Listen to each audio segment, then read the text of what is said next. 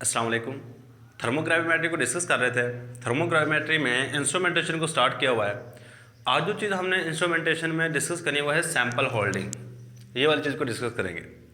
और इंस्ट्रूमेंटेशन में जो मेन चीज़ें हैं वो आपके सामने हैं।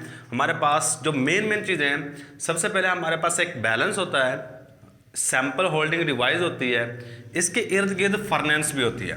तो बच्चे यहाँ में हमारे पास इसके इर्द गिर्द क्या होती है, फर्नेंस, जिसकी मदद से हम इसको हीट कर रहे होते हैं, टेम्परेचर बढ़ा रहे होते हैं। सही, ये बात याद रखिएगा। ये हमारे पास रेड कलर वाली जो बना रहा हूँ ये हमारे पास फर्नेंस है, ये सबसे इंपॉर्टेंट पार्ट है। सही, इसके बाद बैलेंस होता है। हम किसी भी चीज़ को गर्म करते हैं, गर्म करने के बाद उसका टेम्परेचर बढ़ाने से उसके वेट के ऊपर क्या फ़र्क पड़ता है, उस चीज़ को नोट करते हैं। अब हमने जो मेन चीज़ हमारे पास आज है वो है सैंपल होल्डिंग डिवाइस कौन कौन सी होनी चाहिए, किस तरह की यूज़ करते हैं, कि किन चीज़ों के ऊपर डिपेंड करती है। ये सारी की सारी चीज़ें हम डिस्कस करेंगे। सबसे पहले हेडिंग दे दो सैंपल होल्डिंग डिवाइस या सैंपल होल्डर। Sample holder. अब सैंपल होल्डर क्या होता है, ऐसी चीज़ जिस चीज़ को आप थर्मोग्राविमेट्री एनालिसिस में यूज़ करना चाहते हैं, उसकी डिटर्मिनेशन करना चाहते हैं, उसको किस चीज़ में रखना है, उस चीज़ को सैंपल होल्डर कहते हैं। सीधा सब्सटेंस या द मटेरियल या इंस्ट्रूमेंट कह लें, द इंस्ट्रूमेंट, ये ऐसा आला है, the instrument used to hold the sample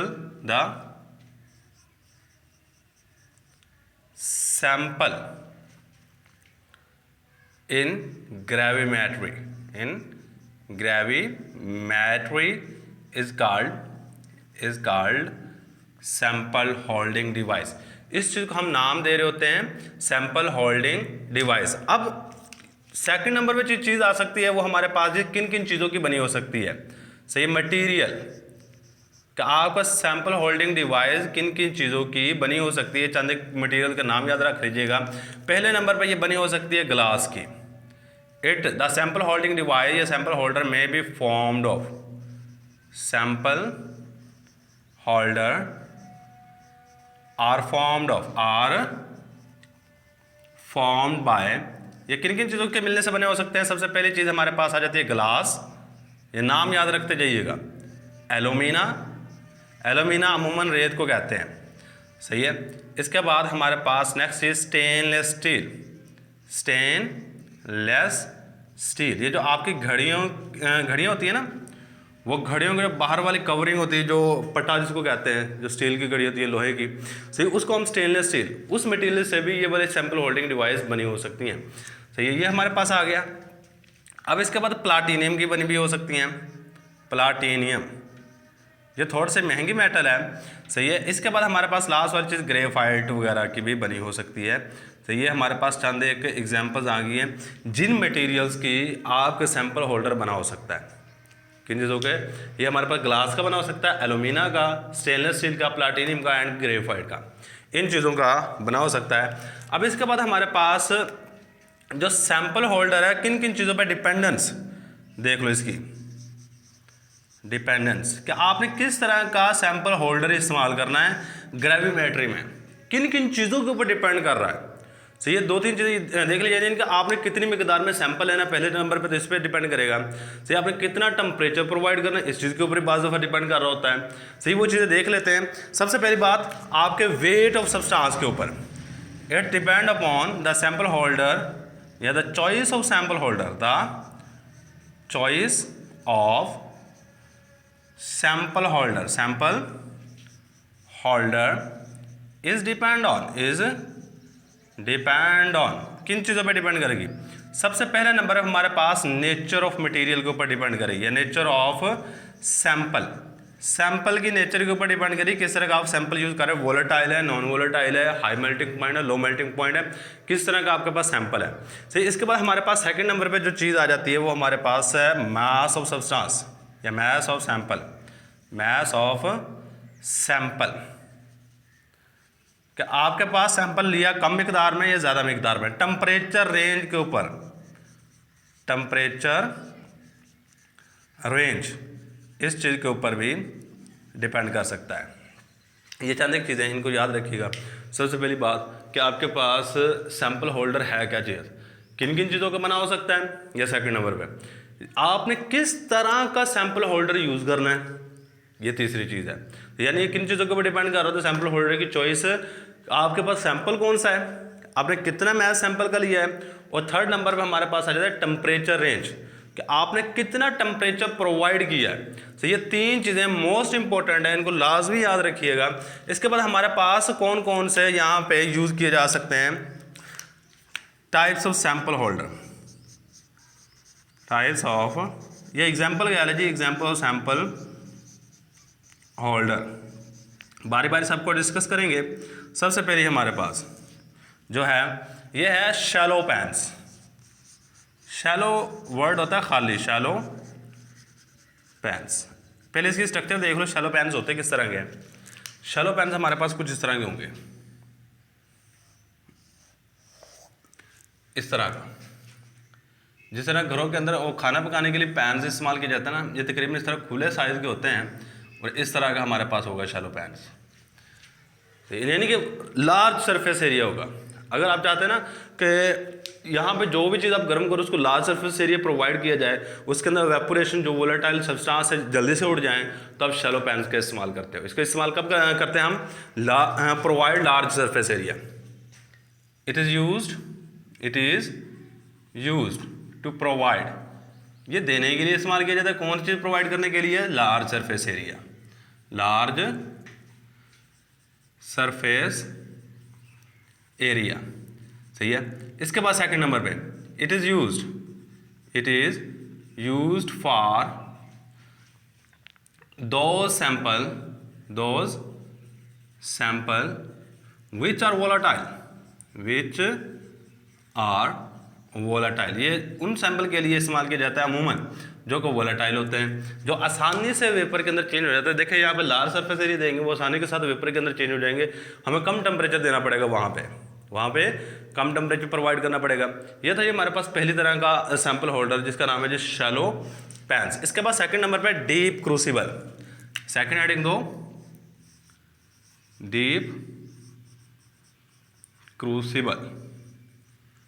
अच्छा, क्रूसिबल याद रखिएगा, क्रूसिबल बने किस चीज़ से होते हैं। क्रूसिबल याद रखिएगा, ये बने होते हैं सैंड से, क्ले से, यानी कि रेत के बने होते हैं। डीप क्रूसिबल, जितने भी क्रूसिबल होंगे ये रेत के। आप देखिए मैंने वर्ड लिखा है डीप क्रूसिबल, क्या लिखा है, डीप क्रूसिबल। मतलब ये डीप क्रूसिबल का मतलब क्या हो गया, थोड़ा सा इस तरह होगा नीचे की तरफ, ये गहरा होगा। ये इस तरह का हमारे पास मटेरियल होता है, तो ये रेत के बने होते हैं। यानी जिस तरह के घरों के अंदर कप्स होते हैं ना, कप वगैरह, तो ये जिस तरह वो मिट्टी के बने होते हैं, सेम इसी तरह के क्रूसिबल भी मिट्टी के बने होते हैं, और इसको हम इस्तेमाल करते हैं। ठीक है, और याद रखिए कि जो भी चीज़ मिट्टी से बनी होती है ना, उसको आप हाई टेम्परेचर पे गर्म कर सकते हो।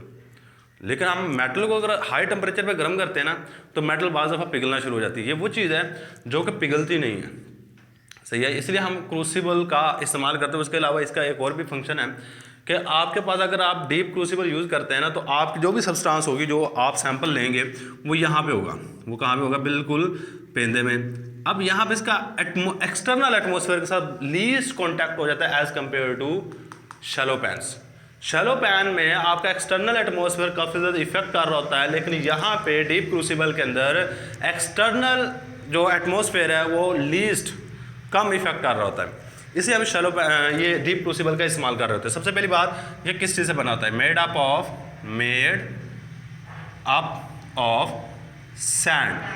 ये किस चीज़ से बना होता है, हमारे पास सैंड से बना होता है, ये बात आपने याद रखनी है। इसके बाद हमारे पास सेकंड नंबर पे it has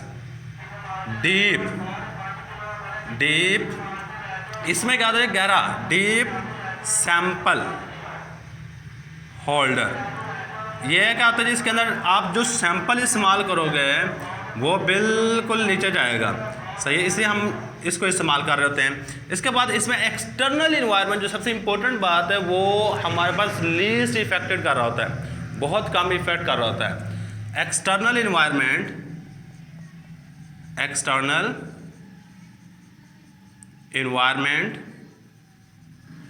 is least affected, सही है। एक्सटर्नल इन्वायरमेंट कम इफेक्ट कर रहा होता है, इसको हम यूज़ करते हैं हाई टेम्परेचर के लिए। It is used to provide high temperature, high temperature, ज़्यादा टेम्परेचर देने के लिए हम इसको यूज़ कर रहे होते हैं, हाई टेम्परेचर प्रोवाइड करने के लिए इस्तेमाल करते हैं। ले ये था ये हमारे पास डीप क्रूसिबल, इसका स्ट्रक्चर किस तरह की होती है, ये किस चीज़ का बना होता है, इसको किस मकसद के लिए इस्तेमाल किया जाता है, ये सारे के सारे पॉइंट आपके सामने हैं। सही है, अभी तक हमने दो चीज़ें यूज़ कर देख ली हैं, एक है हमारे पास shallow pans and then deep crucible. इसके बाद इन दो के बाद हमारे पास थर्ड नंबर पर जो चीज़ है ये loosely covered crucible. Next heading दो, लूजली कवर्ड क्रूसिबल। अब लूजली कवर्ड क्रूसिबल का मतलब क्या है? देखो लूजली जो इतना फिक्स ना हो आसानी से, सही है, मतलब मेरे पास क्रूसिबल तो होगा, यही वाला क्रूसिबल होगा। अब इसमें फंक्शन क्या होगा ज़रा गौर करिएगा इसके ऊपर।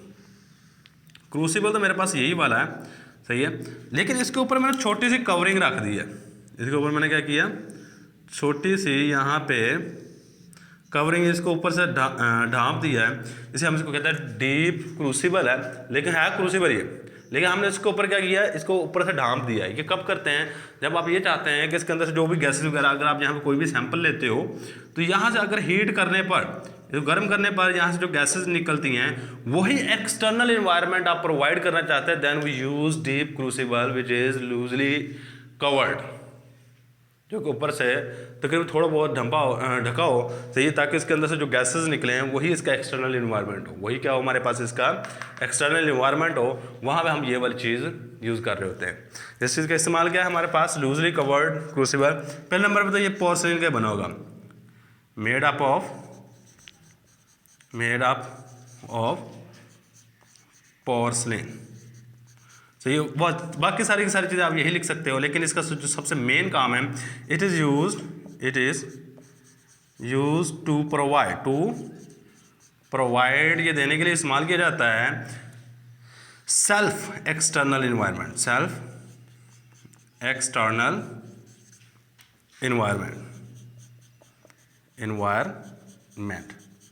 जो यहाँ से गैसेज वगैरह पैदा होंगी ना, वही गैसेज इन्वायरमेंट के तौर पे काम कर रही होंगी, सही है। इसलिए हम यहाँ पे ज़्यादा कोई क्रूसिबल है, याद रखिएगा क्रूसिबल को आप हाई टेम्परेचर प्रोवाइड कर सकते हैं, हाई टेम्परेचर रेंज के लिए भी इसको इस्तेमाल किया जाता है, हाई टेम्परेचर रेंज। तो ये हमारे पास तीन हो गए हैं, तो ये जो अभी तक हमने डिस्कस किए हैं। इसके बाद हमारे पास फोर्थ आ जाता है रिटॉर्ट कप्स। फोर्थ यहाँ पे हेडिंग दे दो, यहीं भी दे दो, रिटॉर्ट कप्स। अब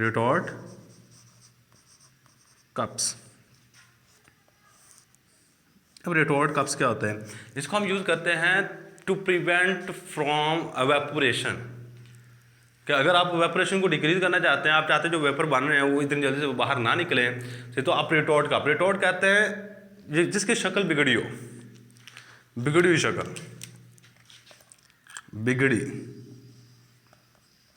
सही है।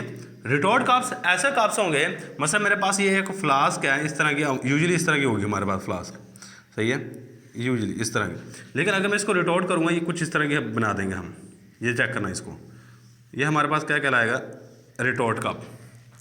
तो ये रिटॉर्ट कप हमारे पास कुछ इस तरह के होंगे, तो इसको हम यूज़ करते हैं। देखो रिटॉर्ट कप आगे से आपने गर्दन थोड़ी सी इसकी वो कर दी है, मोड़ दी है, जिसकी वजह से यहाँ से वेपोरेशन आसानी से नहीं होगी, यहाँ से जो वेपोरेशन आसानी से होकर बाहर की तरफ चले जाते थे, यहाँ पे आप वेपोरेशन को लीस्ट करने के लिए, कम करने के लिए, वोलेटाइल सब्सटेंस को यूज़ करने के लिए रिटॉर्ट कप्स का यूज़ करते हैं। किसका यूज़ कर रहे होते हैं, रिटॉर्ट कप्स का इस्तेमाल कर रहे होते हैं। बस ये बात याद रखिएगा बॉइलिंग स्टडी के लिए इसको हम इस्तेमाल करते हैं, for boiling study. It is used for boiling studies. इसका बॉइलिंग स्टडीज़ के लिए इस्तेमाल किया जाता है, मतलब किसी चीज़ का बॉइलिंग पॉइंट, मेल्टिंग पॉइंट वगैरह मालूम करने के लिए इस्तेमाल करना हो तो आप रिटॉर्ट कप्स का इस्तेमाल करेंगे। मतलब बॉइलिंग पॉइंट वही होगा कि जो चीज़ जल्दी से एवेपोरेट हो जाए, सही है, इसलिए हमारे पास इस्तेमाल किया जाता है। ये हमारे पास चंद एक सैम्पल होल्डर, याद रखिएगा किन चीज़ों के ऊपर डिपेंड करता है सैम्पल होल्डर है क्या, मटेरियल किन से बना होना चाहिए, डिपेंडेंस क्या है, और सबसे इंपॉर्टेंट बात ये चंद एक आप सैम्पल होल्डर की एग्जांपल्स आनी चाहिए। यही हमारे पास आज के लेक्चर में से एक स्क्रीनशॉट ले लो। अल्लाह हाफिज़।